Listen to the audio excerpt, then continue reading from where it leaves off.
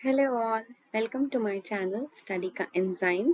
I am back here again with the next part of molecular basis of inheritance which is transcription.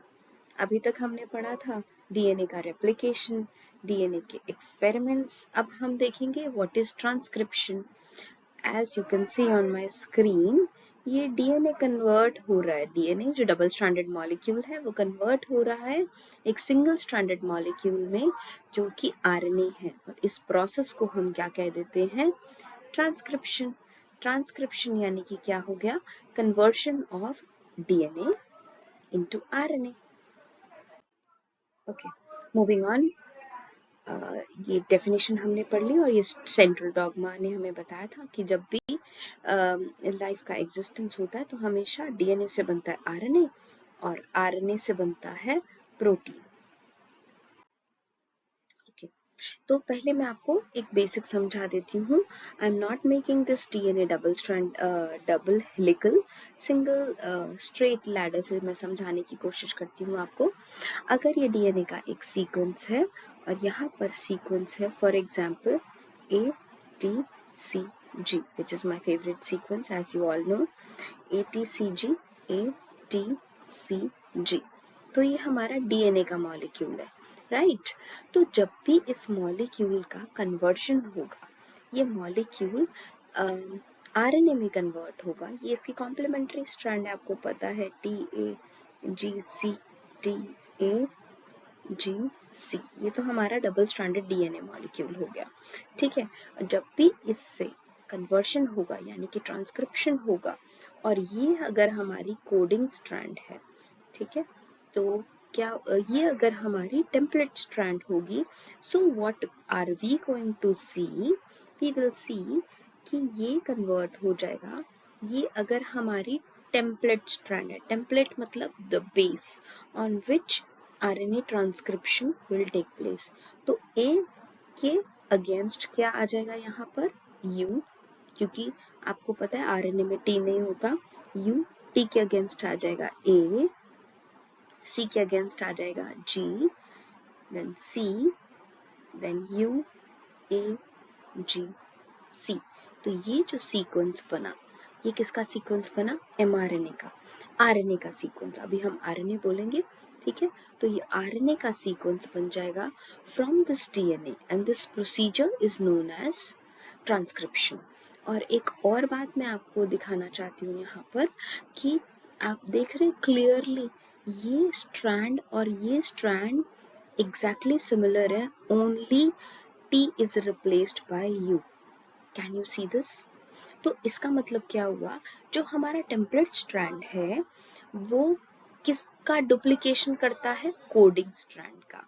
तो ये वाली strand जो होगी हमारी, ये क्या कहलाएगी? ये वाली स्ट्रैंड कहलाएगी टेम्पलेट स्ट्रैंड, ठीक है.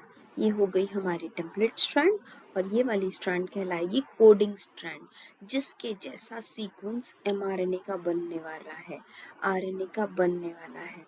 और ये बन गया हमारा आरएनए, ठीक है. तो चिल्ड्रन इससे रिलेटेड बहुत सारे क्वेश्चंस आते हैं एग्जाम में, बोर्ड एग्जाम में.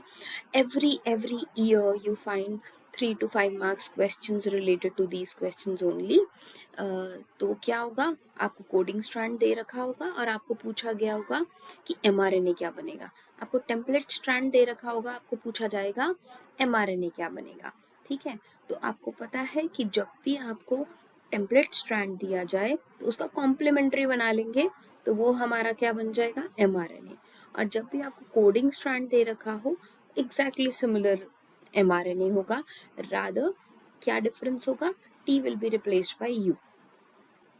I hope I could make this clear to you. So moving on, आगे ट्रांसक्रिप्शन देखते हैं है क्या प्रोसीजर. जैसे अभी हमने देखा था डीएनए रेप्लिकेशन होता है, एक डीएनए मॉलिक्यूल से दूसरे डीएनए मॉलिक्यूल की फॉर्मेशन हो जाना, एक से दो में कन्वर्ट हो जाना. और वो कौन सा एंजाइम प्राइमरली कौन सा एंजाइम इन्वॉल्व था? DNA dependent DNA polymerase. You all remember this now. So वो था डीएनए डिपेंडेंट डीएनए पॉलीमरेज. तो यहाँ पर है एक डीएनए के डबल हेलिक्स से एक आरएनए का कन्वर्शन, ठीक है. तो ये जो आरएनए बनेगा ये क्या कहलाएगा? DNA dependent RNA polymerase. Okay, क्या होगा ये? DNA dependent RNA polymerase. ये देखिए, डीएनए से आरएनए के सिंथेसिस को हम ट्रांसक्रिप्शन कहते हैं। और ये जो ट्रांसक्रिप्शन है ये 3 स्टेजेस में होगा। पहली हमेशा हम याद रखेंगे, चाहे वो रेप्लिकेशन हो, चाहे वो ट्रांसक्रिप्शन हो या ट्रांसलेशन हो, तीनों के 3 स्टेप्स होते हैं। Number one will be your initiation, number two will be your elongation and number three will be your termination। ठीक है, तो ये 3 स्टेप्स में होगा। और प्राइमरली एंजाइम क्या है? RNA polymerase. और आपको पता है आरएनए पॉलीमरेज है तो प्राइमर भी आरएनए का ही लगेगा, उसी का एक्सटेंशन हो जाएगा, तो कोई दिक्कत नहीं है। जैसे हमें डीएनए पॉलीमरेज में हमने आरएनए भी रिमूव करने पड़े थे। ओके, तो अब क्या हुआ, ये मैंने आपको कोडिंग स्ट्रैंड बता दिया, डायरेक्शन बता दिया। हमेशा जैसे डीएनए रेप्लिकेशन की डायरेक्शन होती थी 5 to 3', सेम वेज ट्रांसक्रिप्शन की भी डायरेक्शन क्या होगी? 5' to 3'। अब हमने पिछली स्लाइड्स में भी, पिछली वाली वीडियोस में भी देखा था कि there are 3 types of RNA molecules. मैंने आपको पहले बताया, messenger RNA, ribosomal RNA and transfer RNA. Messenger RNA वो होता है जो डीएनए का मैसेज न्यूक्लियस से लेकर बाहर आ जाता है साइटोप्लाज्म में। Ribosomal RNA is the RNA which make up the ribosomes. ठीक है, और उसके बाद आ जाता है ट्रांसफर आरएनए जो कि होता है टीआरएनए। ये क्या करता है, यहाँ पर न्यूक्लिक एसिड्स, अमाइनो एसिड्स पकड़ पकड़ के लेके आता है और कहाँ पर ट्रांसफर कर देता है ये सारे अमाइनो एसिड्स को? बेस के ऊपर, एमआरएनए के बेस के ऊपर। We will see this in translation.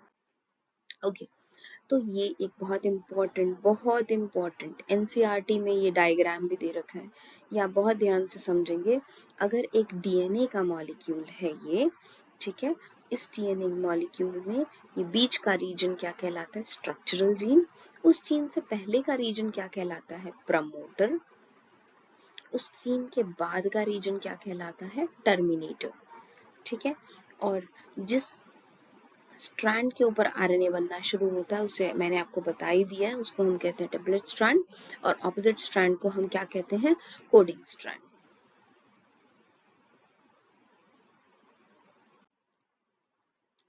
RNA polymerase in prokaryotes, जैसे कि डीएनए पॉलीमरेज होता है, सेम वेज एक एंजाइम होता है हमारा आरएनए पॉलीमरेज। और ये एंजाइम को काम करने के लिए एक कोर एंजाइम चाहिए होता है, ये कोर एंजाइम होता है और इसके ऊपर एक फैक्टर आके अटैच होता है जिसको हम कहते हैं सिग्मा फैक्टर।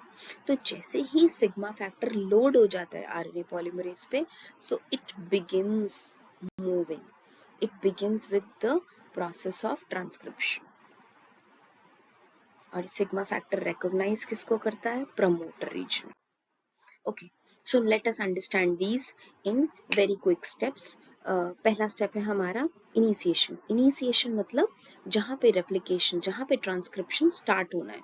सपोज अगर हमारी बॉडी में चाहिए इंसुलिन की जीन, इंसुलिन की जीन, तो डीएनए से क्या होगा? इंसुलिन की जीन चाहिए, इसका मतलब हम, मेरी बॉडी को क्या चाहिए? इंसुलिन का प्रोटीन चाहिए। ठीक है, किसी ने शुगर खाया और इंसुलिन की जरूरत है, तो उस केस में क्या होगा? जो हमारा डीएनए मॉलिक्यूल है उससे पहले किस में कन्वर्जन होगा? आरएनए में। आरएनए से किस में कन्वर्जन होगा? प्रोटीन में। तो जो पहला स्टेप है डीएनए टू आरएनए बनने वाला, उसे हम क्या कहेंगे? ट्रांसक्रिप्शन। और ट्रांसक्रिप्शन में हम देख सकते हैं कि पहला स्टेप होगा इनिशिएशन, जिसमें यहाँ देख रहे हो आरएनए पॉलीमरेज जाके बाइंड कर गया प्रमोटर रीजन पे। ये आप हमेशा याद रखेंगे, स्ट्रक्चरल जीन से पहले का रीजन क्या कहलाता है? Promoter region. As you can very well see here, ये प्रमोटर रीजन पे जाके अटैच हो गया है आरएनए पॉलीमरेज। फिर इसके ऊपर यहाँ आके बाइंड कर गया है ये सिग्मा फैक्टर। ठीक है, ये सिग्मा फैक्टर जैसे ही अटैच होगा तो आरएनए पॉलीमरेज की गाड़ी चल पड़ेगी। Okay, now as soon as this gets loaded, now our RNA polymerase will keep on moving ahead। और will keep on moving ahead का मतलब क्या हो गया कि जैसे जैसे ये टेम्पलेट डीएनए के ऊपर चलता जाएगा, फॉर एग्जाम्पल यहाँ पे सीक्वेंस है डीएनए का, वही मेरा प्यारा ATCG, ATCG, ये अगर हमारे डीएनए के ऊपर सीक्वेंस है टेम्पलेट स्ट्रैंड के ऊपर, तो जैसे ही आरएनए पॉलीमरेज इस पे चलना शुरू करेगा, अब आरएनए पॉलीमरेज क्या इंट्रोड्यूस करता रहेगा? आरएनटीपीज। आरएनटीपीज क्या होते हैं? Ribo nucleotides. ठीक है, तो आपको पता है वो ए के कॉम्प्लीमेंट्री क्या लगा देगा यहाँ पे आके? यू। टी के कॉम्प्लीमेंट्री क्या लगा देगा? ए। सी के जी, जी के सी, यू ए जी सी। तो देख रहे हैं ये जो स्ट्रैंड बन गई हमारी, ये क्या बनी है? हमारी आरएनए। ठीक है, ऐसे ही इस प्रोसेस को हम क्या कहते हैं? ट्रांसक्रिप्शन। तो जैसे ही इनिशिएशन आपको समझ आ गया, so there are 2 steps in initiation कि आरएनए पॉलीमरेज प्रमोटर को रिकॉग्नाइज करेगा, वहां जाके बाइंड करेगा। सेम वेज वहीं पर क्या आ जाता है? Sigma factor. जैसे ही वहां सिग्मा फैक्टर आ जाएगा तो ट्रांसक्रिप्शन इनिशिएट हो जाएगा। अब हम कौन से स्टेप पे आ जाएंगे? इलोंगेशन। और इलोंगेशन में मैंने अभी आपको बताया, जैसे जैसे आरएनए पॉलीमरेज आगे चलता जाएगा, टेम्पलेट को रीड करेगा, उसके कॉम्प्लीमेंट्री आरएनटीपीज ऐड करता जाएगा। जैसे पहले ऐड किया था फॉर एग्जांपल ए के कॉम्प्लीमेंट्री यू, फिर ऐड किया था ए, तो ऐसे करके एक ट्रांसक्रिप्ट बनता रहेगा। ठीक है, और फाइनली जहां पर हमारी जीन खत्म हो जाती है, फॉर एग्जांपल एक इंसुलिन की जीन है जो जहां मान लो 100 बेस पेयर्स के बाद जाके एंड हो गई फॉर एग्जांपल। ठीक है, ये इंसुलिन की जीन यहाँ पे जाके खत्म हो रही है, तो इस सीक्वेंस के पास और यहाँ तक बन रहा था आपका आरएनए। अब क्या होता है, जैसे जैसे हम यहाँ जाते हैं तो टर्मिनेशन 2 तरीके का होता है, एक होता है रो डिपेंडेंट और एक होता है रो इंडिपेंडेंट। वैसे ये हम आगे स्लाइड्स में पढ़ने वाले थे, that I am telling you all here.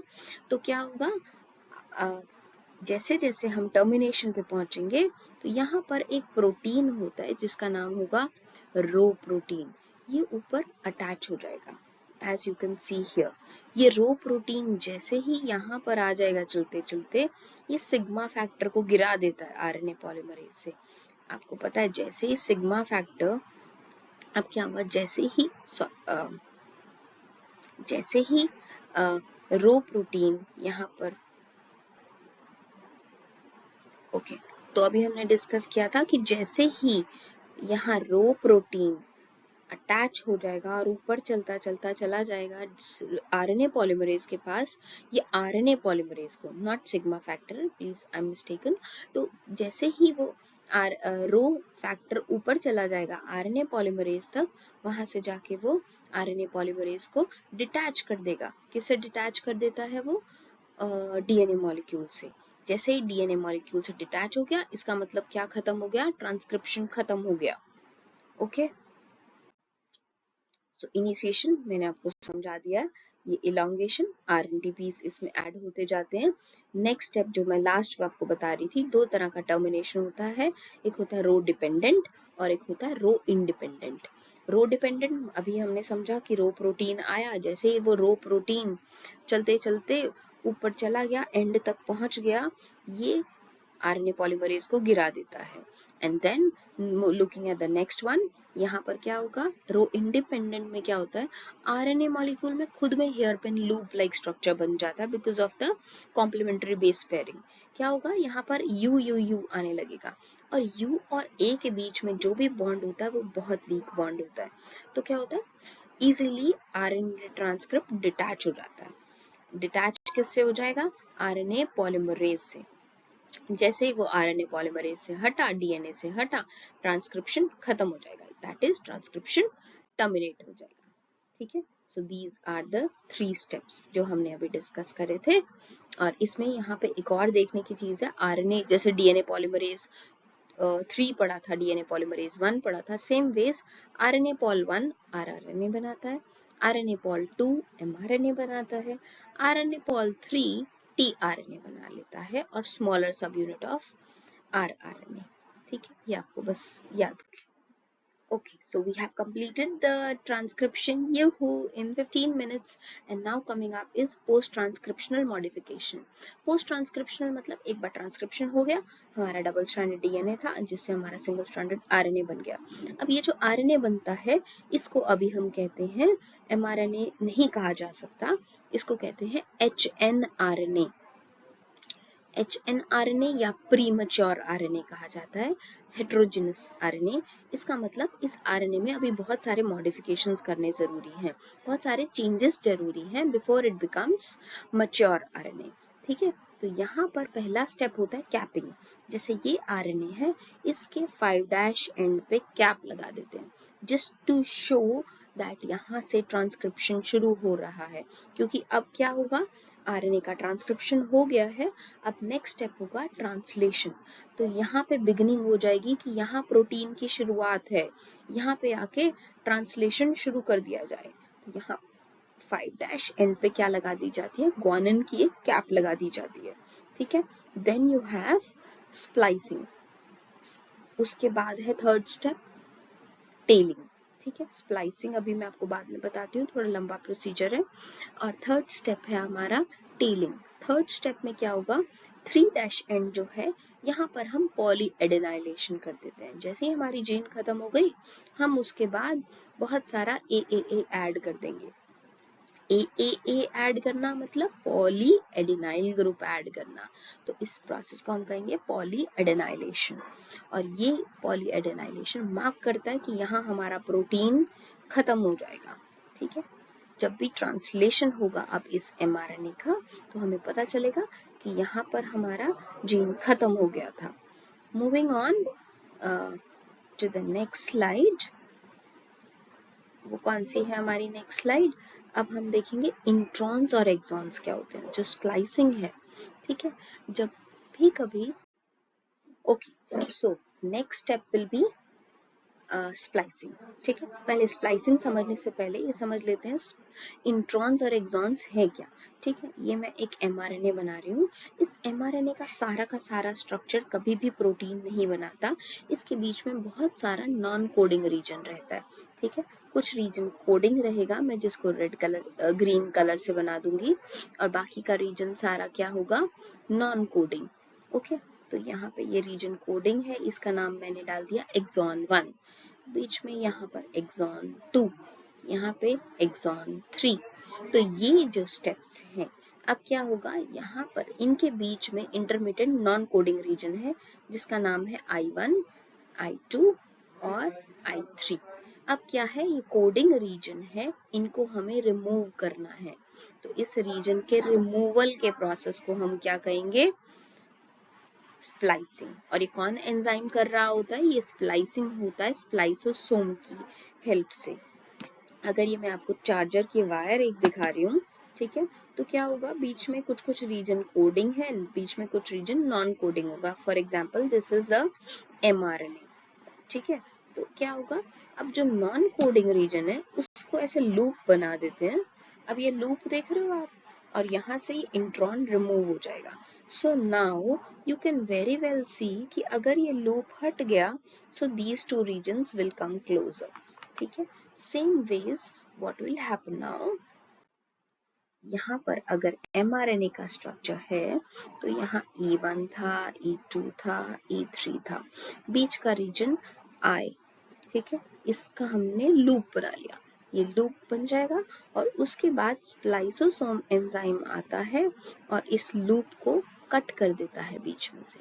ये लूप कट हो गया, और फाइनली ये E1, E2, E3 ज्वाइन हो जाते हैं। इस प्रोसीजर को हम क्या कहते हैं, स्प्लाइसिंग।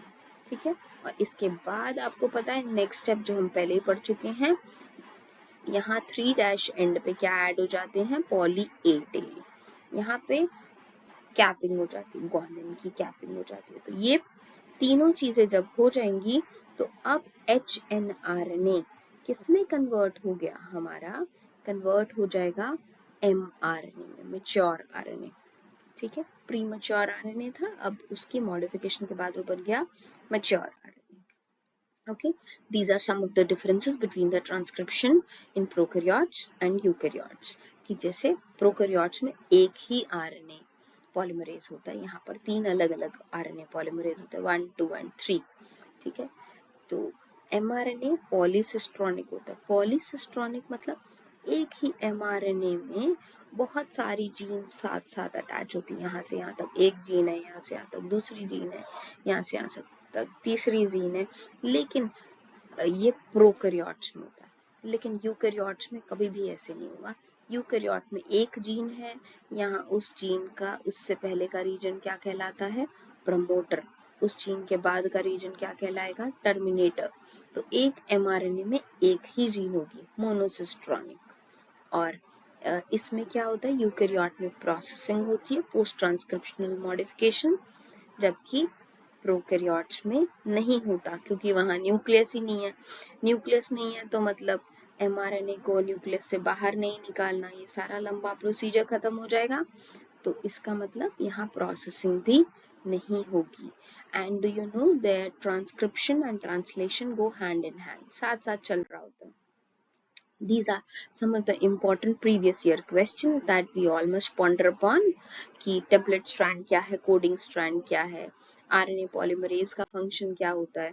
ये मैं आपके लिए बहुत कुछ इंपॉर्टेंट क्वेश्चंस जरा ढूंढ के लाई हूँ, ध्यान से देखना। यहाँ पर ये टेम्पलेट स्ट्रैंड और कोडिंग स्ट्रैंड से रिलेटेड क्वेश्चंस है, ठीक है। ये यहाँ ये रीजन क्या कहलाएगा, आप बताना जरा। ये रीजन, ये क्या होता है, प्रमोटर। ये बीच का रीजन क्या होता है, स्ट्रक्चरल जीन। एंड का रीजन क्या होता है, टर्मिनेटर। ऊपर वाला जहां ट्रांसक्रिप्शन हो रही है वो होगा टेम्पलेट, और नीचे डी वाला रीजन क्या होगा, कोडिंग। करेक्ट, ठीक है। ऐसे ही यहाँ आरएनए पॉलीमरेज ट्रांसक्रिप्शन का प्रोसेस चल रहा है, नीचे ट्रांसलेशन। यहाँ पर कैमरा आ गया है, if I can close my camera, camera तो बंद नहीं हो रहा। ओके, तो एक ऐसा भी क्वेश्चन आ सकता है, आपको एक टेम्पलेट स्ट्रैंड दियो, कोडिंग स्ट्रैंड दियो, और आपको पूछा गया हो कि एमआरएनए क्या बनेगा इसका, आप बताओ, ठीक है। So such type of questions are very very important. ये कुछ एमसीक्यूज हैं। Which component is essential for transcription initiation, और वो कौन सा फैक्टर होता है इनिशिएशन के लिए, सिग्मा, और टर्मिनेशन के लिए रो फैक्टर। आरएनए पॉलीमरेज 2 किसकी सिंथेसिस करता है, एमआरएनए की। और जो प्री मैच्योर आरएनए में 5' एंड पे हम क्या डालते हैं, मिथाइल गुआनोसिन कैप। गुआनिन के ऊपर, गुआनिन जो होता है उसके ऊपर मिथाइल ग्रुप अटैच कर देते हैं, मिथाइल गुआनोसिन कैप लग जाती है। और आप बताना 3' एंड पे क्या होता है, correct, पॉलीएडेनाइलेशन। Please subscribe to my channel in case you find interesting and these videos helpful. Please like and subscribe the channel. Thank you.